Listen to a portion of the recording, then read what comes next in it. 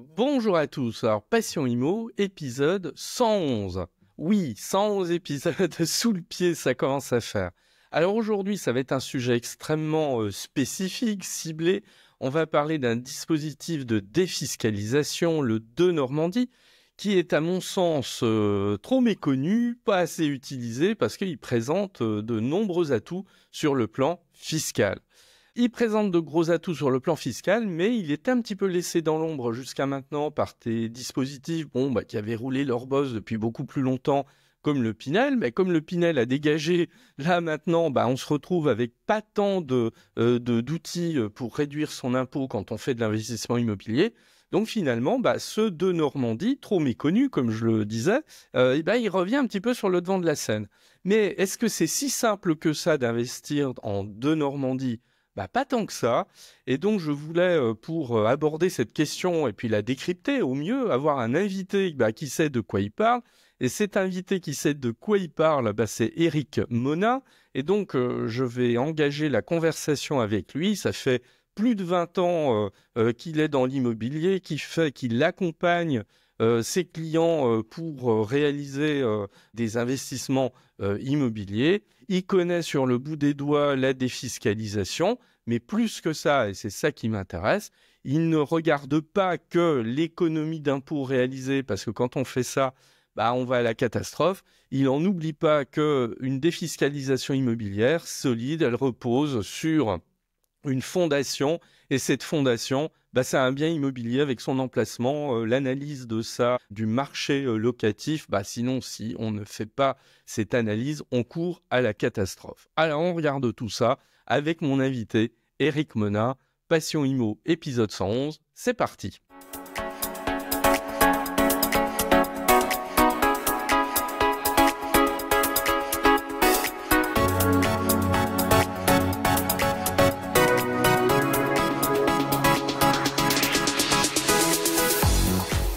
Depuis que le Denormandie est mis en place, on entend souvent ce discours « Oh là là, c'est à fuir, c'est vraiment un dispositif de défiscalisation extrêmement mauvais ». Je suppose que cet argument, tu as pu parfois l'entendre.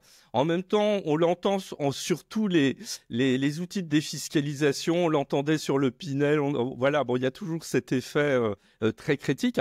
Le Denormandie, en quelques mots, si tu pouvais le défendre, tu dirais quoi?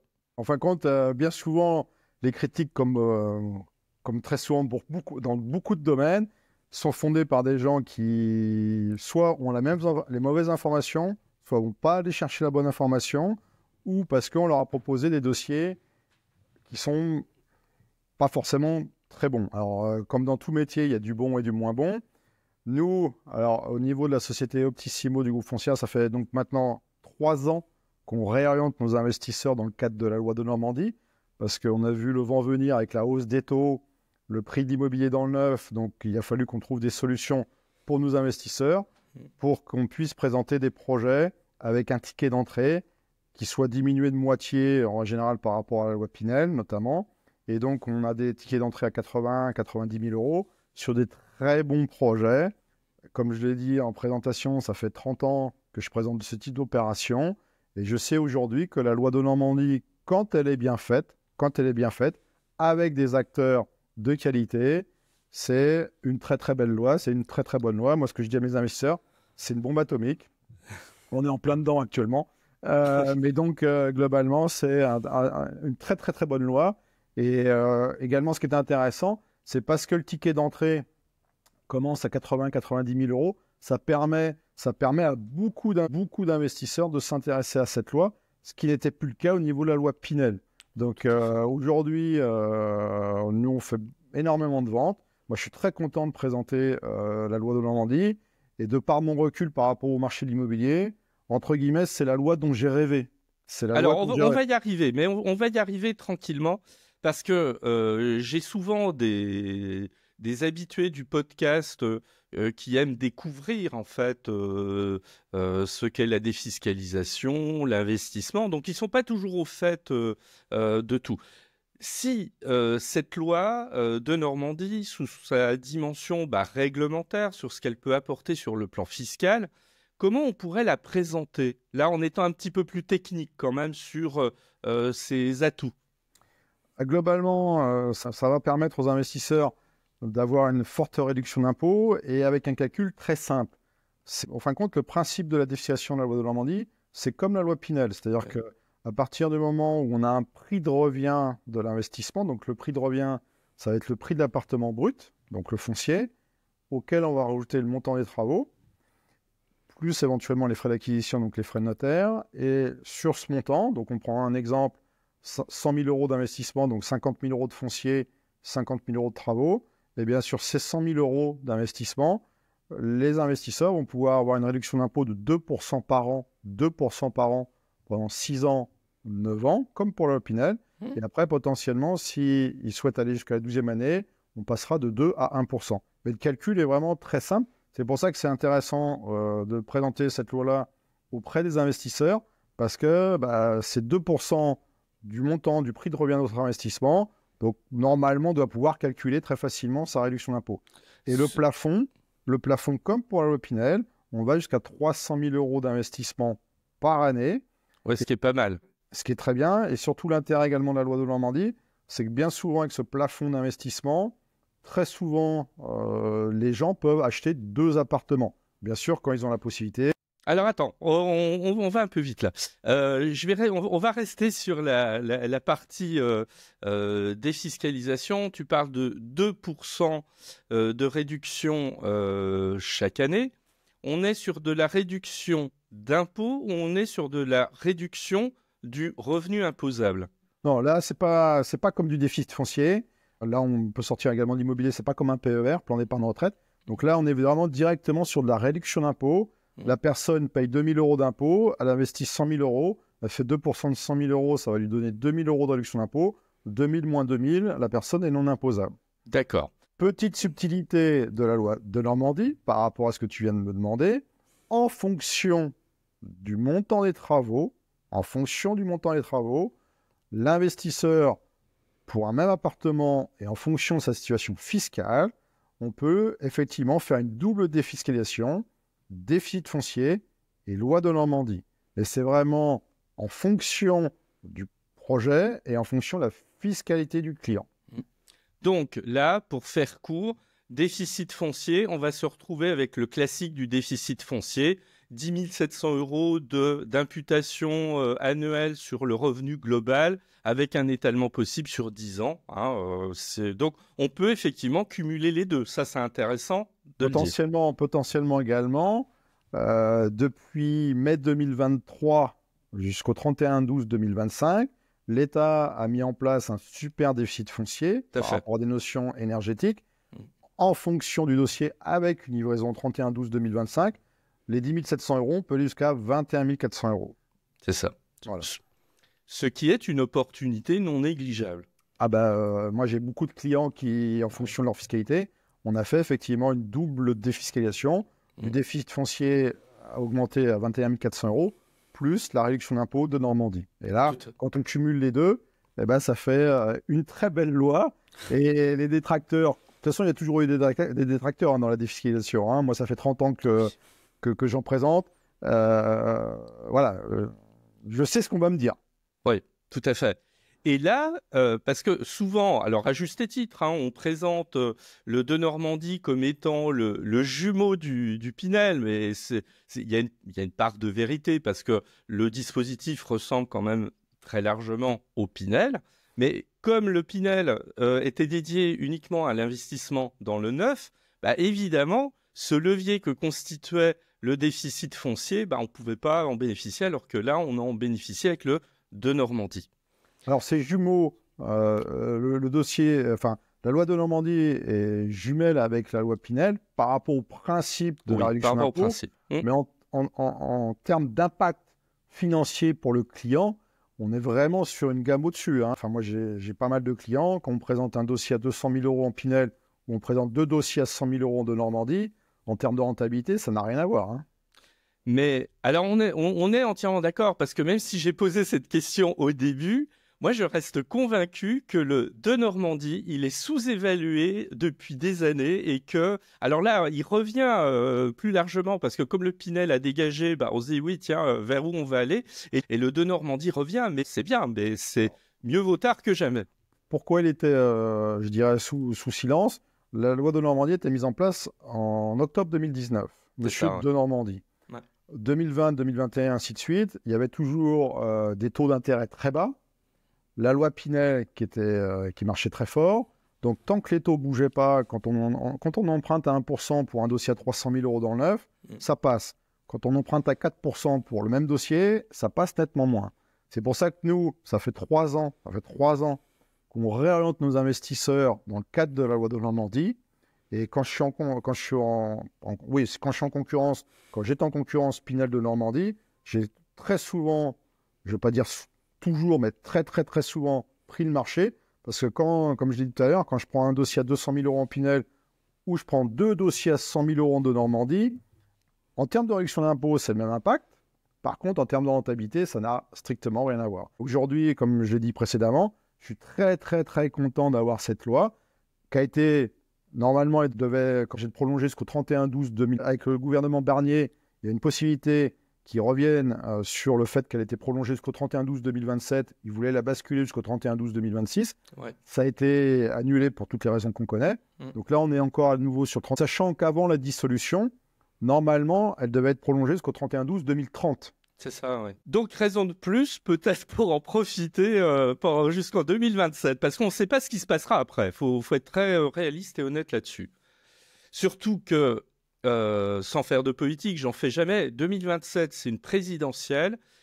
Quel que soit le candidat élu, on ne sait pas à l'avance quelle sera sa vision sur le plan fiscal, notamment. Et donc, il y a beaucoup de choses qui peuvent se passer. Donc là-dessus, alors moi, j'ai rien à vendre, je suis très tranquille pour dire ça. Mais ceux qui veulent faire du de Normandie, il faut qu'ils en profitent quand même, éventuellement. Si on prolonge la discussion sur la connaissance, la compréhension de ce mécanisme, évidemment, on se doute qu'à partir du moment où l'État fait un cadeau fiscal qui est un cadeau relativement intéressant, parce que si on cumule les fameux 2%, on arrive à 21% sur la période la plus longue, je crois de 12 ans, on arrive jusqu'à 21% de réduction d'impôt au global. Maintenant, c'est quoi la contrepartie? Quelles sont les contraintes? Parce qu'il s'agit quand même de contraintes que doit ici respecter que l'acquéreur. Alors, je ne vais pas parler de contraintes. C'est que comme pour l'encadrement des loyers a été mis en place en France avec les lois d'éducation avec M. de Robien. Ça fait quelques années maintenant. C'était 99. C'est ça. Donc voilà. Donc, en fin de compte, les lois sont bien faites, sauf sur des micro-marchés. Et notamment, il y a une notion donc, d'encadrement des loyers, comme pour la loi Pinel, et d'encadrement du niveau des ressources. Mais comme la loi est bien faite, je dirais dans 95% des cas, il y a toujours l'exception, le loyer de Normandie correspond au loyer marché. Donc en termes de contraintes, pour moi, il n'y en a pas, parce que la loi a été bien pensée. Elle a été mise sous couvert parce que, comme on l'a dit, il y avait la concurrence de la loi Pinel quand les taux étaient intéressants. Puis également, pourquoi la loi Pinel, la loi de Normandie n'est pas à l'ordre du jour chez les gros faiseurs, les gros promoteurs, parce que nous, qu'on présente des dossiers en loi de Normandie, soit c'est des appartements diffus, soit des petits programmes. Donc un promoteur n'ira pas sur la loi de Normandie, parce qu'en termes de marge, il n'y a pas assez de lot pour faire de la marge. Donc ça va être une loi qui va rester sur du micro-marché, mais moi je ne considère pas que c'est des contraintes. Au contraire, c'est une opportunité pour beaucoup d'investisseurs de pouvoir avoir accès à l'immobilier à un prix qui est vraiment hyper raisonnable pour se permettre de réduire ses impôts et créer du patrimoine.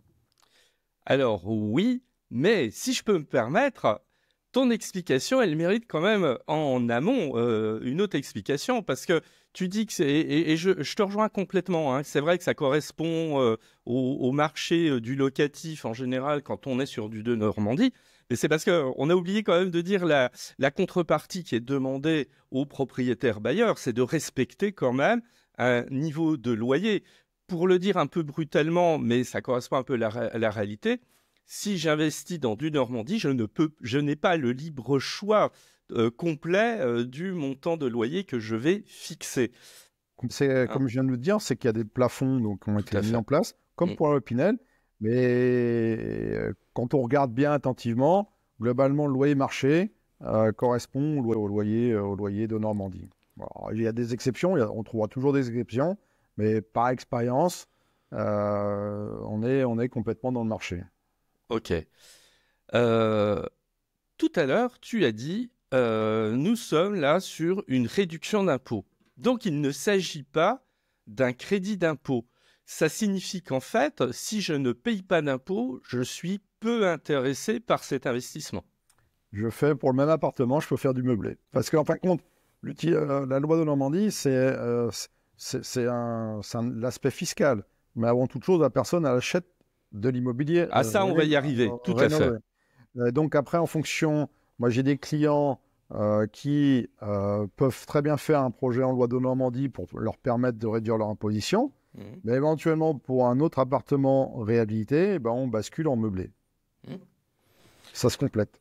Mais effectivement, c'est de la réduction d'impôt et pas du crédit d'impôt. Et pas du crédit d'impôt. Bon. Alors, là, on en arrive sur un volet où je voudrais... Alors là, je pense qu'on a dit à peu près l'essentiel du mécanisme. Alors si, sauf peut-être le fait que toutes les villes ne sont pas éligibles aux deux Normandies. Comment ça fonctionne par rapport à ça? Comment ont été sélectionnées les communes dans lesquelles je peux faire de Normandie? Et finalement, pourquoi on a exclu un certain nombre de communes? Alors ça, j'aimerais bien, on pourrait en parler à Monsieur de Normandie pour voir comment il a fait sa sélection. Mais à titre indicatif quand même, quand la loi de Normandie a été mise en place, il y avait 225 villes en France. 225 000. Ouais. Aujourd'hui, c'était multiplié par 10. Il y a plus de 2000 villes qui aujourd'hui sont éligibles à la loi de Normandie. Et chaque semaine, il y a des villes qui demandent à être éligibles à l'ORT. Et donc maintenant, le principe de sélection, ça je ne le maîtrise pas. C'est plutôt un choix politique de la mairie qui a compris l'intérêt de cette loi pour réhabiliter, c'est pas forcément du centre-ville, pour avoir une opportunité, pour comment dirais-je, donner une opportunité aux investisseurs de pouvoir investir dans la ville. Et à titre indicatif, on peut avoir des petites communes comme des plus grosses. Donc, oui, tout à fait. Et chaque semaine qui passe, nous on le voit, il y a des nouvelles communes qui demandent leur éligibilité parce que les gens ont compris, les communes comprennent l'intérêt de cette loi. C'est ça, oui. Et alors, je vais dire ça sous ton contrôle, parce que c'est toi le spécialiste du Normandie davantage que moi.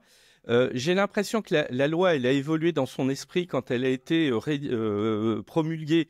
Il s'agissait vraiment de redynamiser des centres-villes en perdition dans des communes moyennes qui avaient une économie balbutiante et par conséquent des problématiques d'offres locatives sur ces centres-villes. Et puis dans un deuxième temps, la loi elle a évolué parce faut être honnête, ça marchait pas très très bien quand même au début le de Normandie, même si tu as raison de le dire, les conditions économiques, notamment les taux, ne favorisaient pas. Mais bon, il y avait pas un enthousiasme dingue quand même pour le Normandie dans les 2 premières années. Et ce que je trouve là, l'intelligence du législateur, c'est d'avoir assoupli et fait évoluer le mécanisme en l'étendant et en donnant effectivement la possibilité aux communes d'être demandeuses de Normandie sur leur territoire. Sachant que, je vais donner un exemple pour les personnes qui connaissent, alors je ne vais pas vous faire rêver en termes architecturaux, mais une commune comme Annemasse, bassin genevois, vous prenez le tram en 10 minutes, vous êtes à Genève. Je vous rappelle juste que Genève, le prix de l'immobilier est plus élevé qu'à Paris.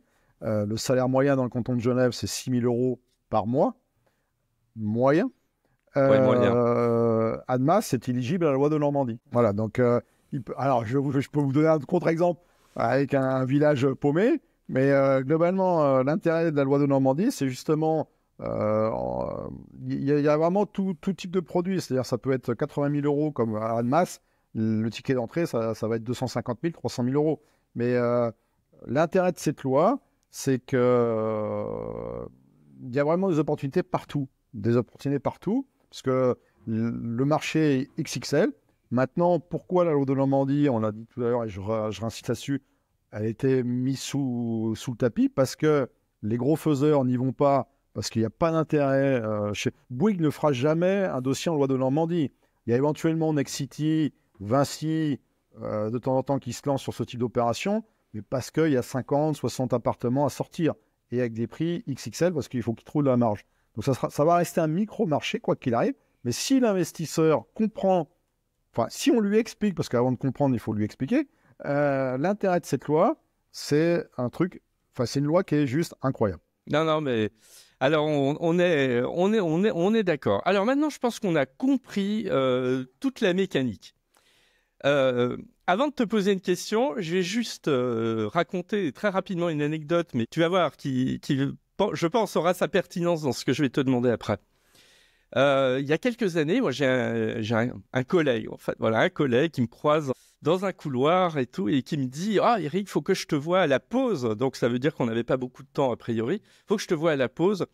J'hérite de 180 000 euros à peu près. Il faut que tu me dises si le Pinel, c'est intéressant. » Alors moi, évidemment, je lui dis, écoute, il n'y a pas de souci, mais avant de te dire si le Pinel il est intéressant pour toi, il faut qu'on examine deux volets. Un, il faut que je comprenne ta situation fiscale de manière quand même un peu plus approfondie. Et deuxièmement, même si là, ça ne m'appartiendra pas, je vais un peu te mettre en garde quand même sur le choix du bien que tu vas acheter. Et là, il m'arrête et me dit « Ah non, bah donc ça veut dire que tu peux pas, comme ça, en 5-10 minutes, me répondre à ma question si le Pinel, c'est bien pour moi. » Bah, je lui dis « Non, moi, je peux pas. Voilà, je ne peux pas répondre à une question comme ça. » Et j'ai l'impression que là, je referme ma parenthèse, on en arrive quand même au point essentiel qui, selon moi, fait que ce dispositif, mais comme tant d'autres, il n'est pas nécessairement abordable par le commun des mortels qui est assis sur son canapé et qui va se dire « Allez, hop, réduction d'impôt, je vais acheter un bien comme ça ». C'est un peu plus compliqué. C'est à la fois une rencontre entre un environnement patrimonial et fiscal de celui qui va acheter et c'est surtout, enfin aussi, le choix du bien dans lequel on va investir. Est-ce que tu es d'accord avec cette vision qui est une vision qui consiste à valoriser l'accompagnement et la réflexion autour d'un choix de ce type? Surtout lorsqu'on se lance dans des travaux. En fin de compte, alors oui, on y viendra. L'intérêt de... Alors, je prêche pour ma paroisse, hein, l'intérêt d'Optissimo Foncia, c'est qu'en fin de compte, nous, on chapeaute, on accompagne l'investisseur. La loi de Normandie, une personne... tout le monde peut, en fin de compte, faire sa propre loi de Normandie. Maintenant, je souhaite bon courage à l'investisseur pour aller appeler l'artisan du coin qui va pas forcément toujours répondre. Donc là, en fin de compte, nous, ce qu'on amène à l'investisseur le plus, c'est notre expertise du marché de l'immobilier, et la connaissance du marché des travaux. Ce qui fait qu'effectivement, la personne peut rester dans son canapé, si elle nous rencontre, pour qu'on puisse lui apporter des informations, lui expliquer comment ça fonctionne, et après, par rapport au choix de la ville, de l'environnement et du montant d'investissement, ça va effectivement, comme tu l'as dit tout à l'heure par rapport à ton collègue, être en fonction des objectifs et de la fiscalité de l'investisseur que j'ai en face de moi. Mais quoi qu'il arrive, nous, notre métier, et je le dis à tous mes investisseurs, pour être convaincant, il faut être convaincu. Donc moi, ce que je présente, c'est je sais exactement ce qui va se passer. Et autre point également, sur ce type d'opération, parce que j'ai un recul du marché de l'immobilier, c'est de comprendre que un investisseur peut refaire plusieurs opérations d'investissement. Et donc, nous, notre métier, c'est d'être très bon dès le départ, d'accompagner le client dans ce process de loi de Normandie qui techniquement est plus compliqué que la loi Pinel, mais qui au final est beaucoup plus intéressante. Mais pourquoi la plupart des gens n'y vont pas dans le cas de Normandie? C'est qu'il y a une notion de travaux. Et les travaux, ça fait peur aux investisseurs. Et moi, j'ai beaucoup plus de remarques et de questions dans le cadre de la Normandie que je n'avais dans le neuf, que ce soit la loi Pinel ou autre. Et parce que la notion de travaux, elle fait peur. Hein. Vous écoutez Julien Courbet, il va vous dire qu'il n'y a que des escrocs. Vous allez sur Internet, comme tu l'as dit en début d'entretien, on va vous dire qu'il ne faut surtout pas faire. Maintenant, c'est une compréhension. Et la plupart des investisseurs ne font pas ce type d'opération parce qu'ils n'ont pas l'information, ils ne comprennent pas comment ça fonctionne. Par contre, une fois qu'on a compris, alors on y va pas, mais notre métier, c'est justement d'encadrer et d'expliquer au client comment ça va se passer, de faire la sélection pour le client du projet immobilier. Après, ça convient pas. Et l'expérience que j'ai, c'est, moi, chaque année, j'ai des clients qui revendent leur appartement, qu'ils ont acheté en loi Pinel, en loi Duflot, en loi Périssol et autres. Et donc, je vois ce qui se passe entre un achat dans le neuf et la revente. Et tout réside. De toute façon, l'immobilier, tu as dû le dire plusieurs fois dans tes podcasts, c'est deux choses importantes. C'est où vous achetez et également la durée du financement.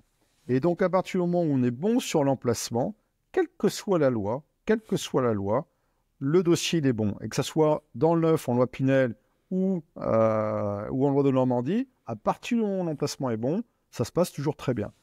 J'ai moult exemples où les gens ont acheté dans le neuf, ils ont sorti avec des très bonnes surprises, et j'ai d'autres exemples où les gens ont eu des mauvaises surprises. Mais tout dépend, et c'était la même loi, c'est tout dépend, vraiment, comme toujours dans l'immobilier, c'est où on achète. Il y a une personne qui s'appelle Monsieur Plaza qui dit l'emplacement. Il y en a d'autres qui ont pensé avant lui, parce que l'immobilier, c'est pas la loi qui fait la différence, c'est où on achète, avec qui on achète, et le financement. Et donc, nous, notre métier, l'expertise de Foncia, Optissimo Foncia, c'est d'être très bon sur notre expertise. Après, c'est un discours très commercial, mais vu le succès, nous, qu'on rencontre au niveau commercial par rapport à la Normandie, voilà, on sait que c'est très bon. Et nous, on le voit également au niveau de nos investisseurs. Il y a vraiment une demande de plus en plus forte sur cette loi. Déjà, parce que la loi Pinel s'arrête, voilà, enfin, c'est arrêté. Et puis, parce que petit à petit, les gens comprennent que c'est la loi qui permet à beaucoup d'investisseurs de rentrer sur le marché de l'investissement avec un ticket d'entrée qui est plus que raisonnable. Et si l'emplacement est bon, eh bien, le dossier il tourne tout seul.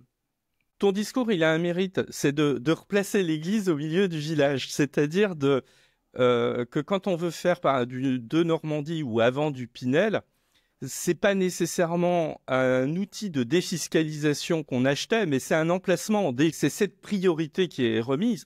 Je n'ai rien contre certains de nos amis banquiers ou parfois conseillers en gestion de patrimoine, mais parfois on a vu sur du Pinel des recommandations.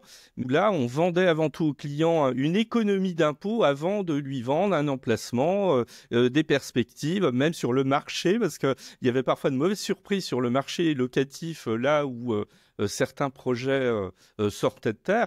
Donc oui, on fait de l'immobilier avant tout. Hein, on est d'accord. À partir du moment où les gens sont mécontents de leur investissement, c'est pas la loi, c'est le choix du projet qui est pas bon. Et je reviens, alors pareil, je remets une pique moi sur les banques.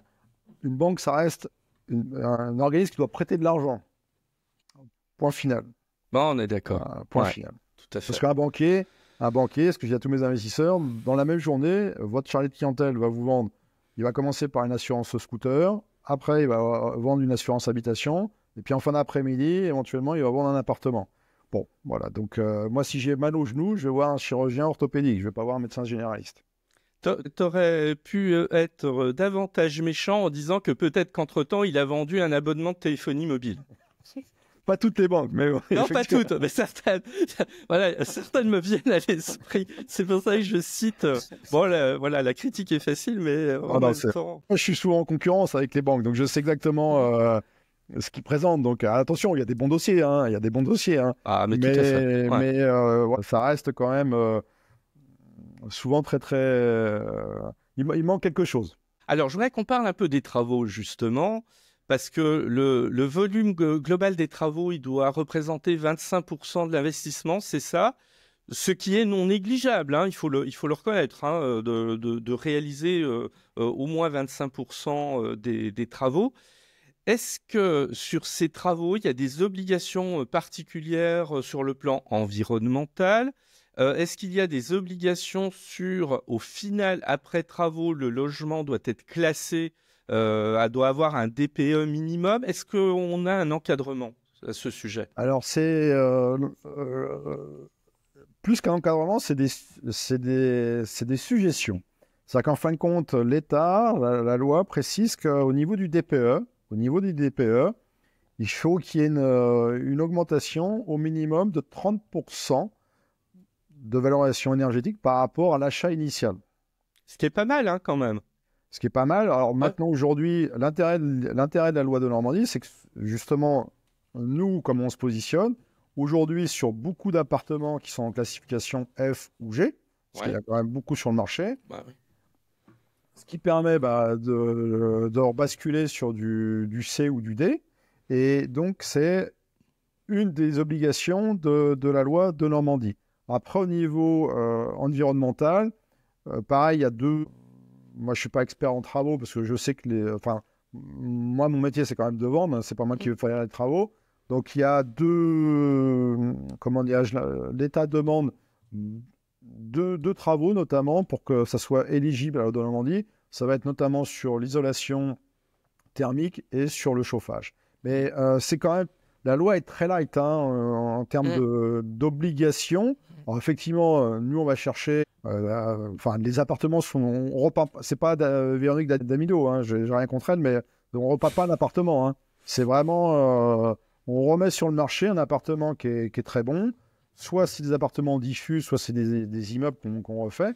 Ce qui permet justement au niveau des clients de savoir qu'ils amènent sur le marché. Un appartement qui, en termes de normes énergétiques, sera au-dessus de la pyramide, qui sera donc complètement réhabilité. Mais les normes, ce que demande la loi, l'État par rapport à l'éligibilité de Normandie, c'est light. Hein. Et c'est une recommandation. Ce n'est pas une obligation. Oui, c'est ça, tout à fait. Oui. Moi, je trouve que ça donne une certaine souplesse quand même là-dessus. Voilà. Après, j'ai envie de dire peut-être, mais tu as le droit de me contredire au contraire, que finalement le niveau des travaux et leurs exigences sur le plan énergétique, environnemental, ça va être aussi comment se positionner de manière attractive sur le marché locatif aussi, je suppose. Ouais. Nous, là, ce que je dis à tous mes investisseurs, c'est ce que je viens de dire, c'est que je vous rappelle juste quand même qu'il y a un décalage entre l'offre et la demande en France au niveau des appartements, au niveau de la location à l'année.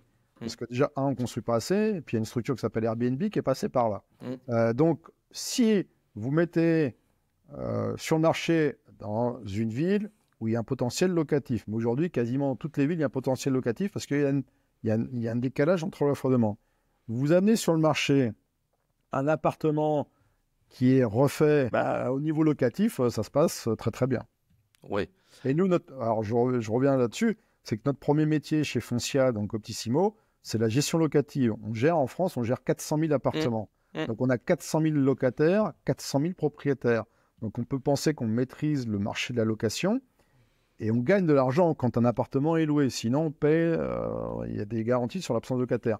Donc notre métier, c'est que dès que l'appartement est livré, c'est qu'il soit loué. Et donc, on sait très bien qu'à partir du moment où on présente sur le marché un très bel appartement fini, en termes de locatif, ça va très bien se passer parce qu'il y a bon nombre d'appartements sur le marché aujourd'hui, justement pour des raisons de travaux, parce que les propriétaires soit ne veulent pas, soit ils n'ont pas les fonds, ils laissent en l'état leur appartement, le marché est vétuste.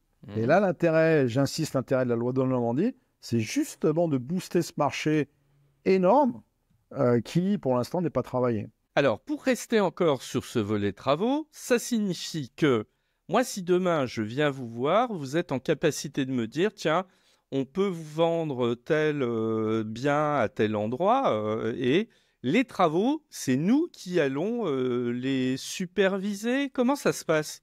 En fait, dans le cadre de la loi de Normandie, l'investisseur a trois possibilités. Donc, il achète son appartement brut. Soit il va faire lui-même les travaux en ayant connaissance donc, des directives de l'État, soit il prend un maître d'œuvre qui va chapeauter ses travaux.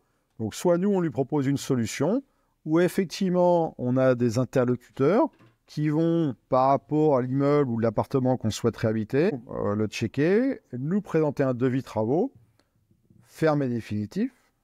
Le prix est ferme et définitif dès le départ.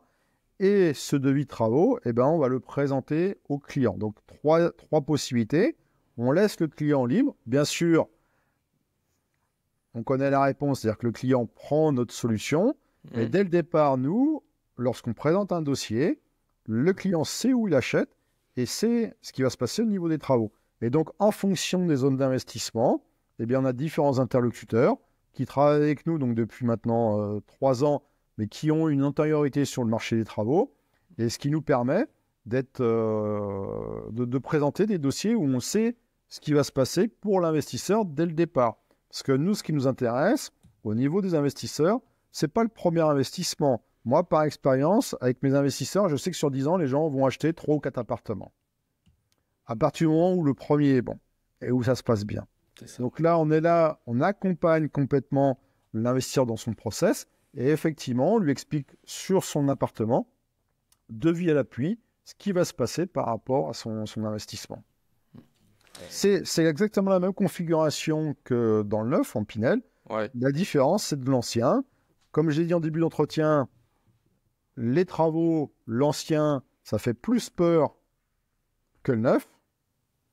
Mais par expérience, c'est beaucoup plus sécurisé que le neuf. D'accord. Je vais me faire l'avocat du diable ici, mais parce que j'ai aussi parfois entendu l'argument. Oui, mais si on me propose un petit peu des solutions clés en main avec des travaux, j'ai moins la main sur le volet travaux et peut-être sur une mise en concurrence des artisans, des entreprises qui vont travailler là-dessus. D'autant plus si je fais appel à une structure qui a l'habitude de travailler avec des personnes. Tu vois, je fais bien l'avocat du diable, je précise, qui a l'habitude de travailler avec des personnes et qui sera peut-être moins regardante au fil du temps sur le coût de ses travaux. Tu réponds quoi à ça?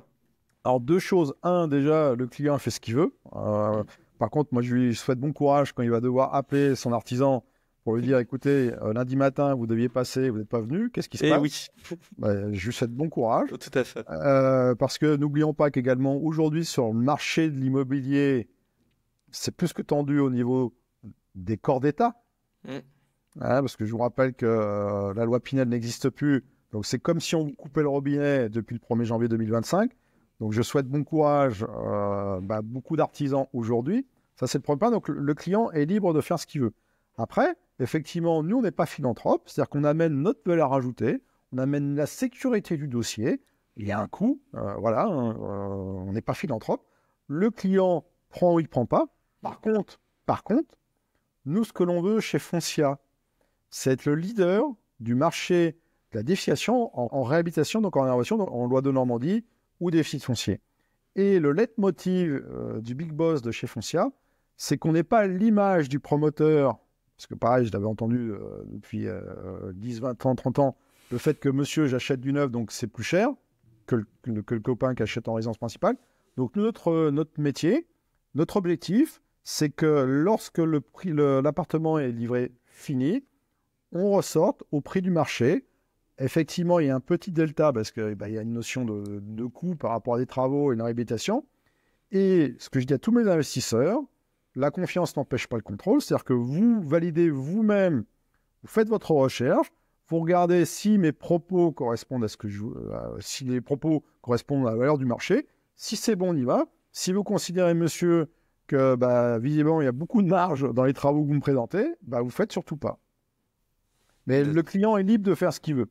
Par contre, en ayant ce discours-là, je sais très bien que l'investisseur, dans 99% des cas, ne fera jamais, parce que c'est lourd de mettre en place cette opération, c'est lourd.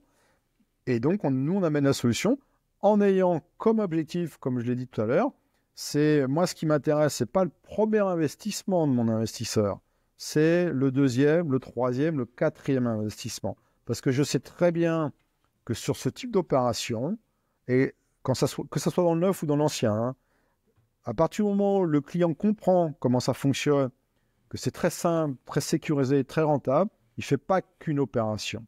Et c'est pour ça que nous, notre métier, c'est de présenter des solutions, mais le client est libre de faire ce qu'il veut. Et surtout, ce que je dis à tous mes investisseurs, c'est quoi que je vous dise, c'est vous qui décidez, donc c'est vous qui aurez raison. Si vous considérez que c'est trop cher, c'est trop cher. Il est évident que chaque fois que je vais voir un investisseur, moi je présente différentes solutions d'investissement en termes de prix et en termes de montant d'investissement. Des fois, j'ai des clients qui me disent « Non, monsieur Monin, on a été voir, c'est trop cher. » Ok, je retravaille ma copie.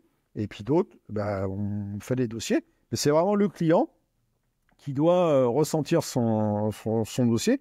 Pour être investisseur, il faut comprendre ce que l'on fait et il faut être serein. C'est-à-dire que ce que je dis à tous mes investisseurs, si vous dormez mal, si vous transpirez, il ne faut surtout pas faire. Donc finalement, on a un équilibre entre, d'un côté, vous, la transparence des informations de vos propositions à l'égard du client, et le client, en fait, il garde son libre arbitre. Tout à fait. Très bien. Ce que je dis à tous mes investisseurs, dans le cadre de la loi de Normandie, ce que je vais vous expliquer, vous pouvez le faire vous-même. Pour terminer, je vais te... Alors, on va terminer parce que la montre, voilà. Et puis, non, mais je pense que on a eu là des choses extrêmement claires, précises, comme je les aime, voilà, avec des réponses extrêmement intéressantes. Si aujourd'hui, tu devais... Alors, je sais que l'exercice est un peu compliqué, mais est-ce qu'il y a des villes qui aujourd'hui te semblent relativement attractives en matière de Normandie, ou des régions, en tout cas, voilà, où tu indiquerais à tes prospects ou à tes clients plutôt d'aller en 2025? Pour moi, tous les emplacements sont bons. Ah, attention, à partir du moment où le prix est bon, c'est-à-dire que les arguments commerciaux, là, cette semaine, j'ai présenté les dossiers à Limoges, plein centre-ville en hypercentre de Limoges, une agglomération de 210 000 habitants. Et puis, j'ai vendu un appartement qui est sur une commune qui s'appelle Caussade, qui est juste au nord de Montauban. C'est 10 000 habitants. Donc, les arguments ne sont pas les mêmes. Et le prix n'est pas le même non plus. Oui. Donc, c'est vraiment... comme je le faisais au niveau de la loi Pinel dans le neuf, c'est pas une zone... C'est le prix, enfin, où on achète, et la notion du prix. Et donc, aujourd'hui, pour moi, c'est surtout la loi de Normandie qui est vraiment extraordinaire. Et après, c'est le projet qu'on présente. Et ça peut être très bien dans une commune de 2000 habitants où ça va être quelque chose d'extraordinaire.